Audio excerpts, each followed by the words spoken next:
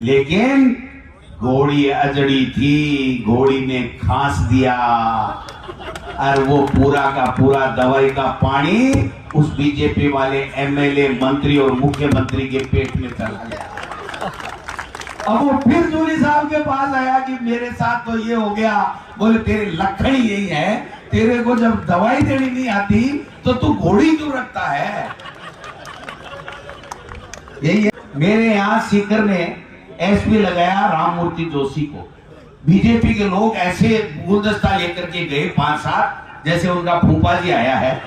तो फूफा जी से वो हद तो तब हो गई, मैं कहना चाहता हूं कि चिकित्सा विभाग में 70 या 72 डॉक्टरों के ट्रांसफर हुए कौन साहब। और आज हमने लिस्ट देखी कि 58 के नाम संशोधन, पोस्ट संशोधन का एक ऑर्डर निकला है। बेटी का बापू थाने लखनी को नहीं ट्रांसफर करवाता तो थे करो ही क्यों। अरे 72 तो गलत छाप दिया तो ट्रांसफर कर दिया पूरा भाई जी। और मैं जूली जी जना कहा पाची सरकार है। आपको खुद को दिमाग चाले को नहीं, खुद में लक्षण है को नहीं। पर्ची आवे जहाँ ट्रांसफर कर दी, अरबी पर्ची दूसरो फाड़ दूसरी भिजवावे दिल्ली से, दूसरी पर्ची आ गया। तो के कहीं है 2000 को नोट ले आया, 500 को बंद करियो, 6 साल चालियो को नहीं। और अब के रिजर्व बैंक में जमा करा दो। क्यों भाई थे कि कृषि को ठाक्या बना शोगे कहीं कृषि थारे ब्यूरो ही को नहीं कि कौन सो छापनो है, कौन सो बंद करना है, कौन सा। मैं 2-3 बातें कहूंगा पार्टी के नाते, पार्टी संगठन की बात करूंगा, योजनाओं की बात हमारे सब नेताओं ने की है।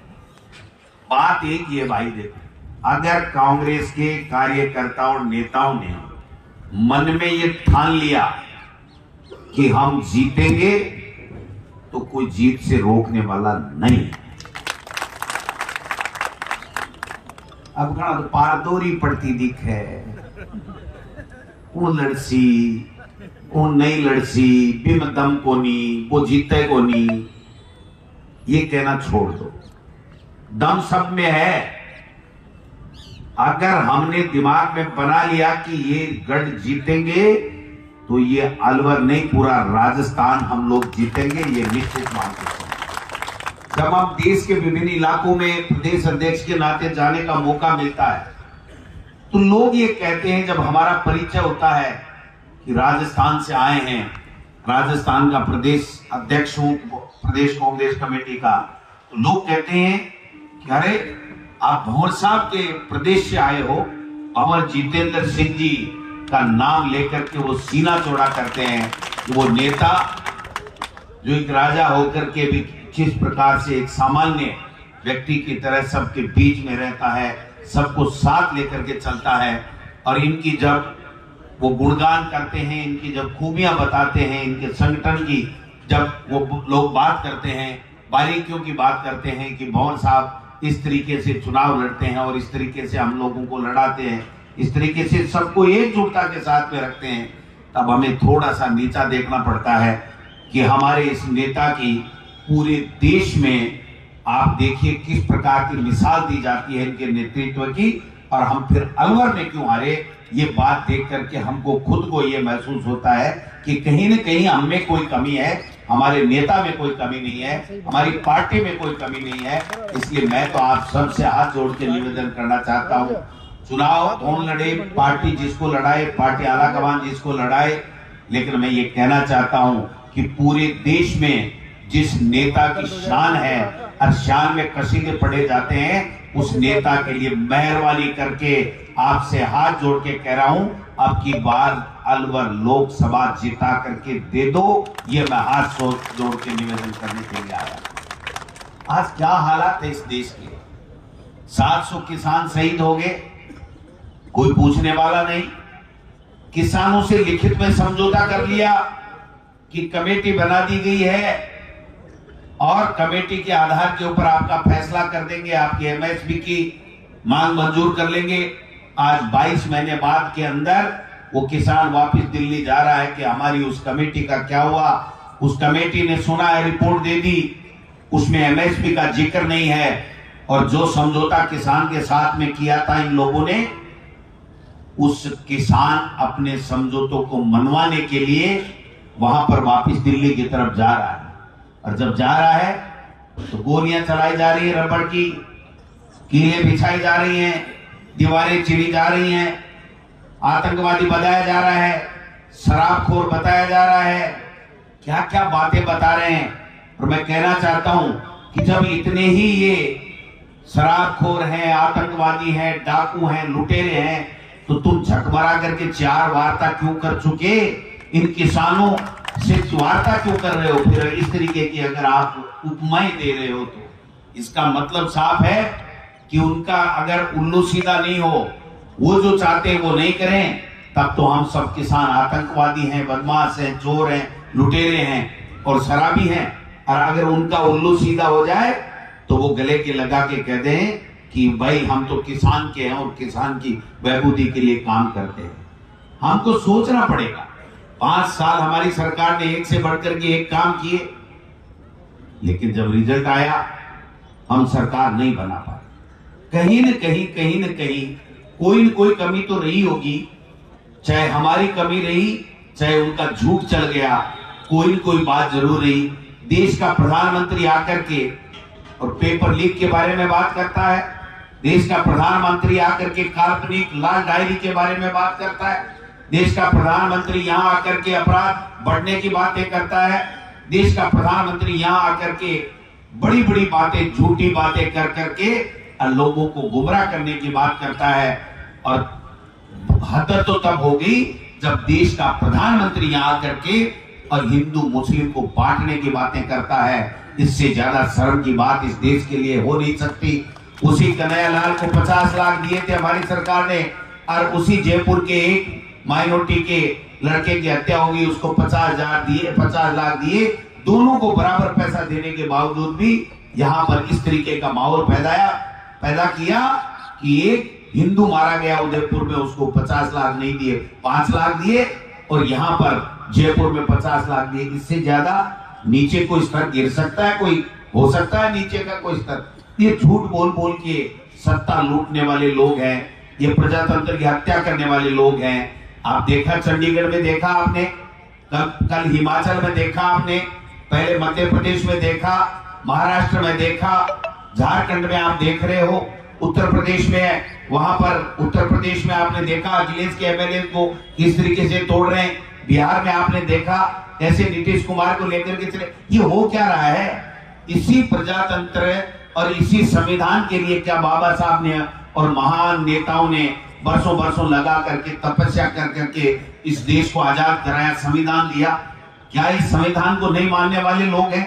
हम थोड़े बहुत भी ये सोच नहीं सकते कि हम कर क्या रहे हैं? एक दूसरे की बुराई कर देते हैं, एक दूसरे में कमियां निकाल देते हैं। हम हमारे नेताओं में कमियां, कोई कहता है कि फलाने की गलती हो गई, कोई कहता है फलाने ने ठीक काम नहीं किया, कोई कहता है ये उम्मीदवार अच्छा हो सकता है, ये उम्मीदवार नहीं जीतेगा। हम कहां जा रहे हैं? हमको सोचना पड़ेगा। हमें हमारी आने वाली पीढ़ी को क्या जवाब देंगे? अगर हमारी तरह आज की तरह चुप रहने वाले लोग अगर उस वक्त जब अंग्रेजों से हम गुलामी से मुक्ति की बात कर रहे थे, संघर्ष कर रहे थे, अगर उन्होंने उस वक्त अब आज की सी चुप्पी अगर साध ली होती, आज का सा नीरस का वातावरण अगर नीरसता का बना लिया होता, आज की तरह हम चुप बैठ के कि हमें क्या लेना देना है, तो क्या ये देश आजाद हो जाता? तो मैं समझता हूं कि उन महान नेताओं ने त्याग, तपस्या और बलिदान देख करके इस देश को आजाद कराया।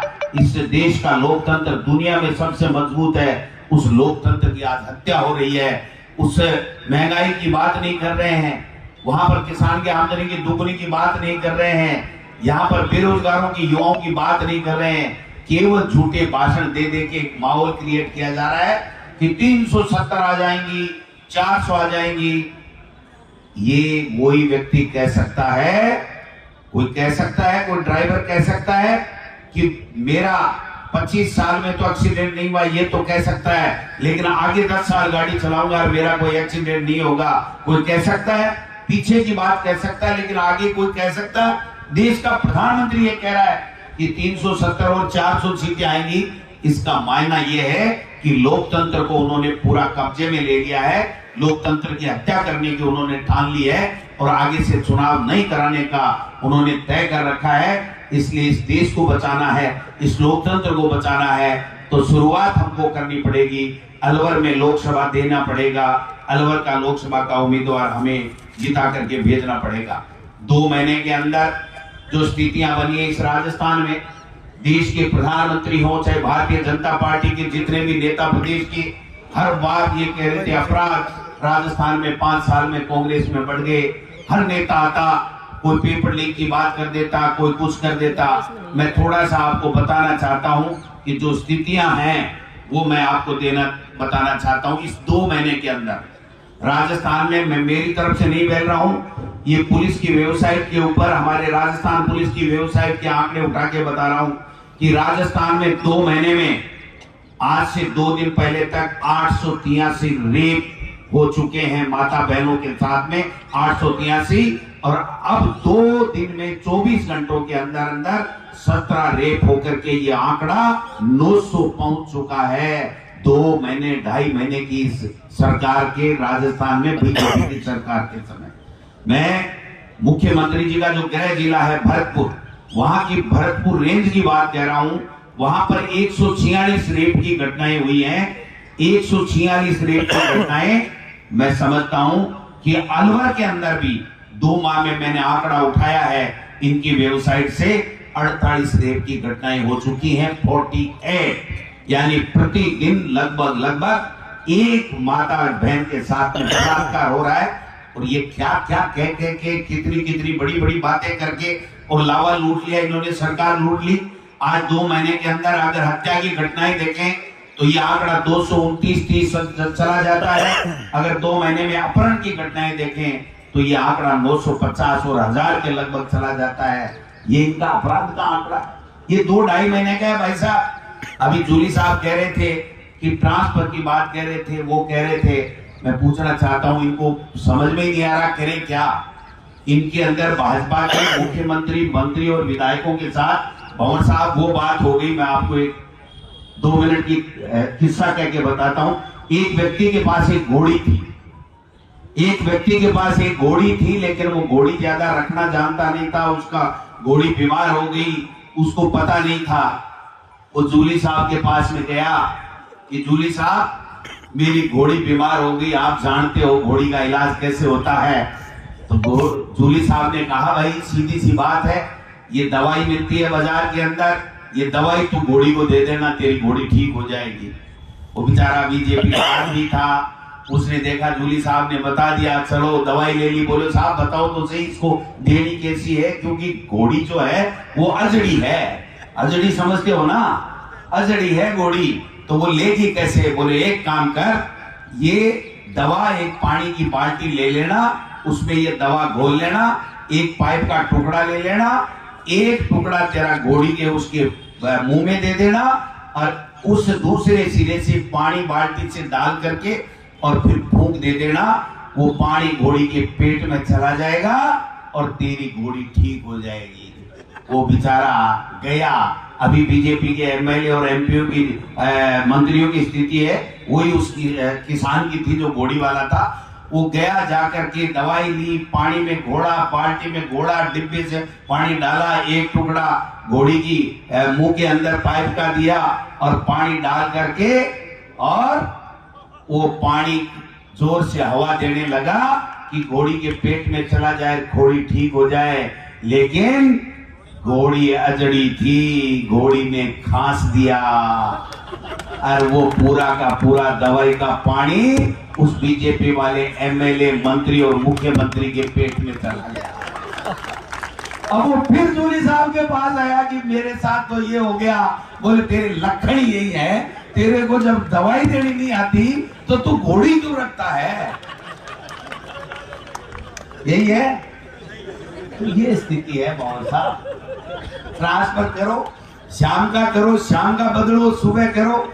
मेरे यहाँ सीकर ने एसपी लगाया राममूर्ति जोशी को। बीजेपी के लोग ऐसे गुलदस्ता लेकर के गए 5-7, जैसे उनका फूफा जी आया है, तो फूफा जी से वो गुलदस्ता दे करके, और वो एसपी भी एकदम चिकड़म करके कि यार कांग्रेस में भी मैं एसपी, और बीजेपी में मैं ही एसपी, ये तो जोरदार काम हो गया।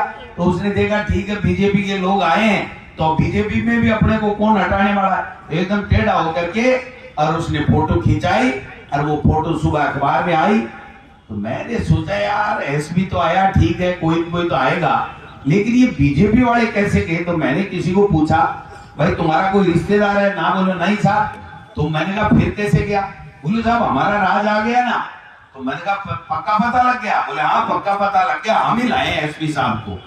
रात को उसने 10:15 बजे थानेदार सीआई की लिस्ट निकाली, 11:15 बजे ऑर्डर आया, सुबह मुंह छोटा सा कर करके एसपी साहब विदा हो गए और दूसरे एसपी साहब आ गए।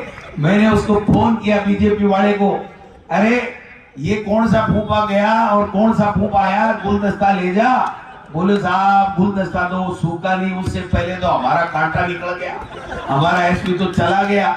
हम तो इस चक्कर में गए थे कि ये भी जोशी हम भी जोशी, हम बीजेपी के हैं तो हम दे आते। तो मैंने कहा आपको यादव को पकड़ो, बोले यादव को पकड़ना पड़ेगा और उसके साथ में जाएंगे। वो एसपी जी चले गए, दूसरे एसपी जी आ गए। कल परसों देखा 1000 से ज्यादा आरएस के ट्रांसफर कर दिए, पता ही नहीं है। और हद तो तब हो गई, मैं कहना चाहता हूं कि चिकित्सा विभाग में 70 या 72 डॉक्टरों के ट्रांसफर हुए कौन साहब। और आज हमने लिस्ट देखी कि 58 के नाम संशोधन, पोस्ट संशोधन का एक ऑर्डर निकला है। बेटी का बापू थाने लखनी को नहीं ट्रांसफर करवाता तो थे करो ही क्यों। अरे 72 58 तो गलत छाप दिया तो ट्रांसफर कर रही है पुणे भाई जी। और मैं जूली जी जना कहा पाची सरकार है, आपको खुद को दिमाग चाले कोनी, खुद में लक्षण है कोनी। पर्ची आवे जहाँ ट्रांसफर कर दी, अरबी पर्ची दूसरो फाड़ दूसरी भिजवावे दिल्ली से ना दूसरी पर्ची आएगा। तो आप पर्चियां बंद करनी है। कांग्रेस बा पार्टी है कि देश आजाद कराए भी के बाद में right to information, right to education, right to food, MNREGA और यहाँ पर राजस्थान के अंदर 25 लाख का इलाज फ्री और राइट टू हेल्थ का कानून, मिनिमम इनकम गारंटी का कानून, ये है कांग्रेस। राके कहीं है 2000 को नोट ले आया, 500 को बंद करियो, 6 साल चालियो को नहीं। और अब के रिजर्व बैंक में जमा करा दो। क्यों भाई ठेके कर को ठाक्या बना शोगे कहीं कर थारे ब्यूरो ही कोनी के कौन सो छापनो है, कौन सो बंद करनो है, कौन से अफसर ने बदलनो है, कौन से अफसर ने लानो है, कहीं करनो है। मैं तो आखूं आ प्लास्टिक की फैक्ट्री वाला फूल बनावे ना आके मौज होगी भंवर साहब। अब कोई भी बीजेपी को आदमी अधिकारी के करने जगह फूल लेर कौन जाए, वो प्लास्टिक वाला लेर जाए जो चापों पर ही सूखते तो वो नहीं।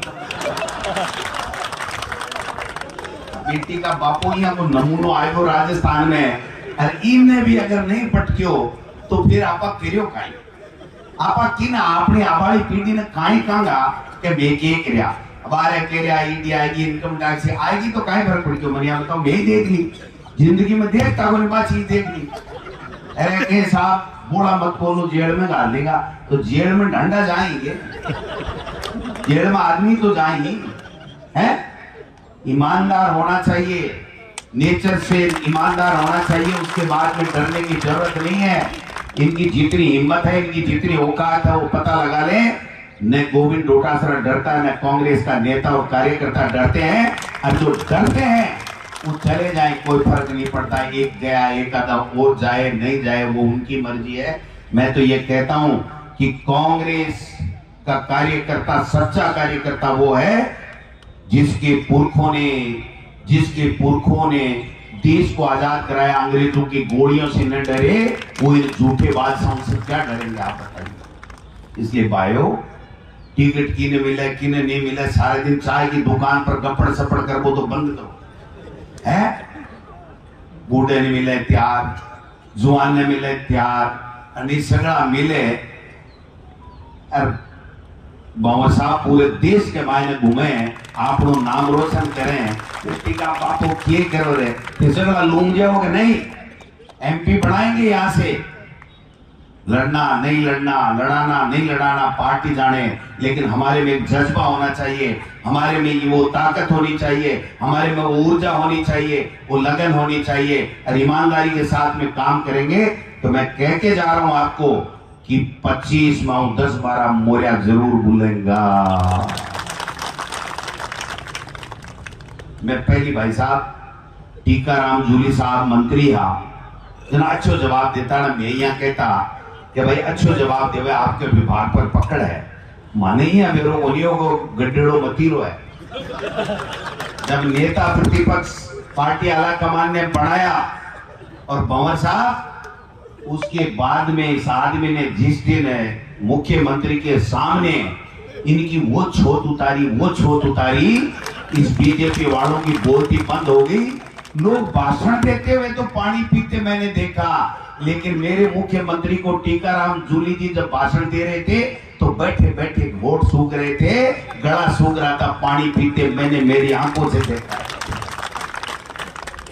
तो भाई जी जोरदार नेता गडेड़ा मतीरा अठिने धर्मेंद्र जी राठौड़ साहब जियान का कप्तान, अभी के बाद में गोविंद डोटासरा को खाइए साहब, मेरे ही फीत ला गया कि डोटासरा के टीम के मायने 30 सीटा जीती, चिंतन शिविर अठे होगो, नेशनल रैली अठे होगी, सोनिया जी अठ्या से राज्यसभा की मेंबर बन गई। अगर 10-12 सीटा को झटको दे दो थारा तो हाथ को काम है, अगर दे दोगा तो गोविंद डोटासरा कांग्रेस थारो एहसान मानेगी। इसलिए भाई लोगों आज के बाद में आ बात बंद करो, कौन टिकट लियाओगो, कौन अच्छो उम्मीदवार है, कौन नहीं है, फिर तो थारो काम करो के माने तो जीताणु है, हाथ के निशान ने जीताणु है, जको भी टिकट ले रहा है जीता जो।